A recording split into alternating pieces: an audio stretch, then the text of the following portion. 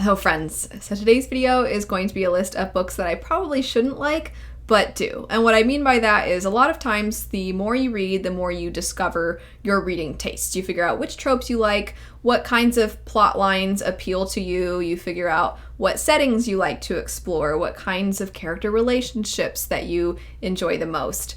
And every now and then there will be a book that honestly doesn't fit any of your usual criteria. In fact, sometimes it even has the things that you don't tend to like in books, but you give it a chance anyway, and then it ends up exceeding your expectations. So this list of books would be that for me. I have done this video concept in the past. I also did the reverse, where it was a list of books that I should have loved because everything on paper was everything I want in a book, but it just didn't really work for me. So I'll have those linked down below. I think a perfect example of a book, though, that fits what I'm talking about today would be The Justice of Kings. I've mentioned this a few times as it was one of my favorite books that I read earlier in the year. I'm really excited for the sequel, but it has a storytelling device that I'm very hit or miss with, and that would be the let me tell you my life story sort of a setup.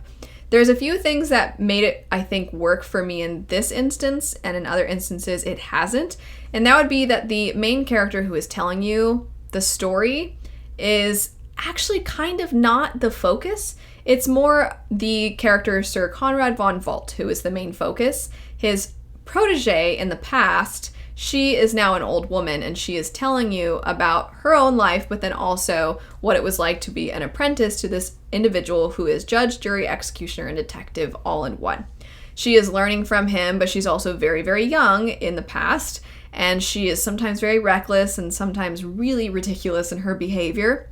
So one of the downsides to the I'm going to tell you this story is that you have an unreliable narrator inherently when you have that setup. And with the unreliable narrator often comes the overly self-involved way of telling the story, where you can't really trust if the character is telling you things in a truthful way or if they're trying to make themselves look better.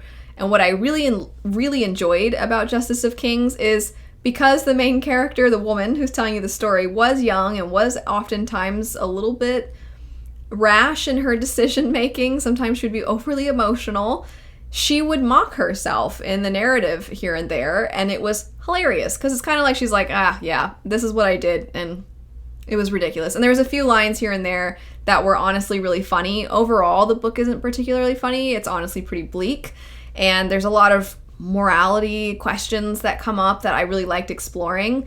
But even though typically this means of telling the story is not my favorite, I actually feel like the way it was utilized enhanced the story overall, and I just thought that the book in general was fantastic. Next up, drastically different from Justice of Kings, we have Once Upon a Broken Heart and its sequel, The Ballad of Never After. This is a tension-filled, whimsical, nonsensical fairy tale story. You have just beautiful things everywhere. You have beautiful dresses and beautiful hairstyles and beautiful people on every other page, and all of the different fairy tale kinds of people and all the different kinds of spells, anything you can think of. It's like we're throwing it all into a giant pot and stirring it together, and then it's like, poof, here's your book.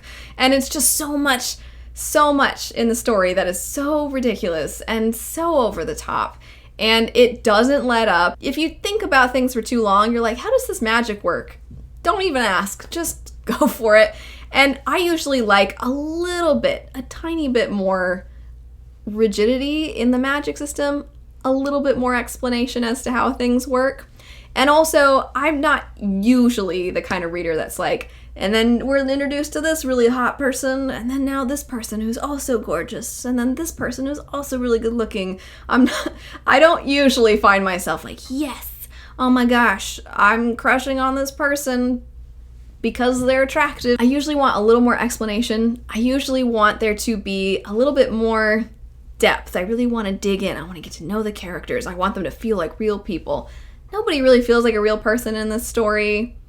And I don't really feel like we're digging super deep. It just feels like, let's take all these tropes and really lean into them and really use a lot of them, and let's just have fun with it. And you know what? I do have fun with them. After that, we have Belladonna. So this is another one that I've read rather recently. And the thing that makes Belladonna not my usual is that I have said quite a few times, I don't always love books where there is a lot of emphasis on death. And what I mean by that is something like Under the Whispering Door that explores what happens after you die. Whenever books do that, Long Shadow is another example of a book that does that. There's something about it that it's not that I'm uncomfortable with it or I'm like, this is evil or anything like that. Like, that's not how it is. I don't know. There's something about that exploration. I don't find it comforting, because some people really find it comforting to have this sort of hopeful look at what happens when someone dies and I'm like, I just don't really usually care for that. With Belladonna, it's less about what happens after you die. Like, we're not going over somebody's passed away and then here's what it's like to be in heaven. It's not that setup. It's a death personified story, and I found the way that Adeline Grace utilized death was really interesting, and it fit the gothic fantasy horror murder mystery setup really, really well. So I just found it intriguing and atmospheric, and I describe it as an aesthetic. Just the aesthetic of the story I thought was done really well, and the way that death was incorporated into that I actually really liked. Next up would be Nettle and Bone, one of my favorite books from this year, one of my favorite standalone stories. Nettle and Bone does have a lot of things that I typically like. It has the grim fairy tale feeling, but with cheeky humor as well. I think T. Kingfisher is masterful at having a very clear voice in her writing, because I've read a few different books by her, and every single time I'm like, yes. I'm always, even when she gives you a very different story and she delivers very different characters or almost basically different genres, I should say subgenres within fantasy, you still always get that authorial voice that I really like from her. That said, I basically never like books that are this short. This is so short. It's tiny. And if anything, like, it could be longer, but it didn't need to be. When I picked it up, I was like, I'll probably enjoy this, but I don't think it's going to be a new favorite. I mean, how could it be? There's barely anything here. And then I read it, and I just had such a good time with it. I loved it so much. You all know I loved Nettle and Bone. And I just thought that it told the story, everything. I didn't feel like there were parts missing. I actually am surprised when I think about how long it takes before the character really kicks off their journey in this story. I'm like, man, how did we accomplish everything we needed to accomplish in such a short amount of time?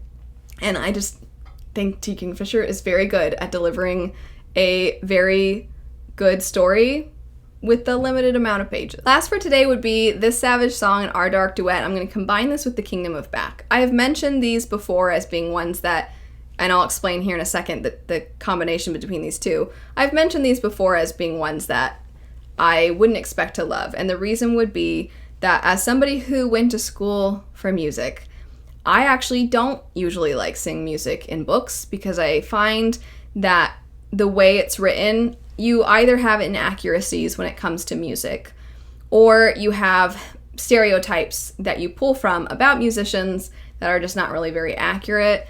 And so I actually, with The Kingdom of Back especially, which follows the life of Nannerl Mozart in a fictional fantasy version, I was especially nervous to go into that one. I was like, I'll give it a try. I'm not gonna lie, I really liked the cover, but I was very unsure. I was like, I don't know.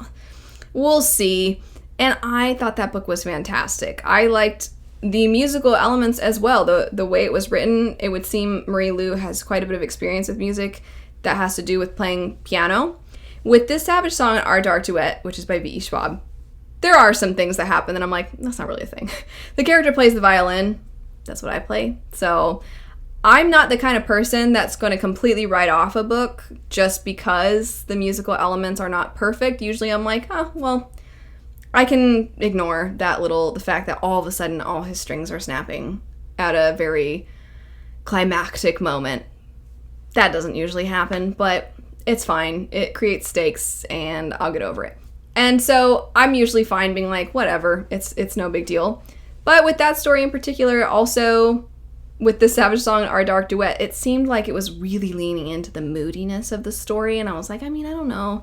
It sounds cool, but the main character just seems like she's like a chip on her shoulder and stuff. And so I was like, ugh, that and the musical things, we'll see. And I did really like that duology, and I did really like Kingdom of Back. I love that book. Let me know what some books would be for you that, based off of your usual reading taste, you probably shouldn't love, but you ended up really liking or really loving. And feel free to let me know the reverse too. Books that on paper should have been exactly for you, 5-star reads, and then they just didn't quite click. But anyway, thanks so much for watching. I hope you have a great rest of your day, and I'll see you later.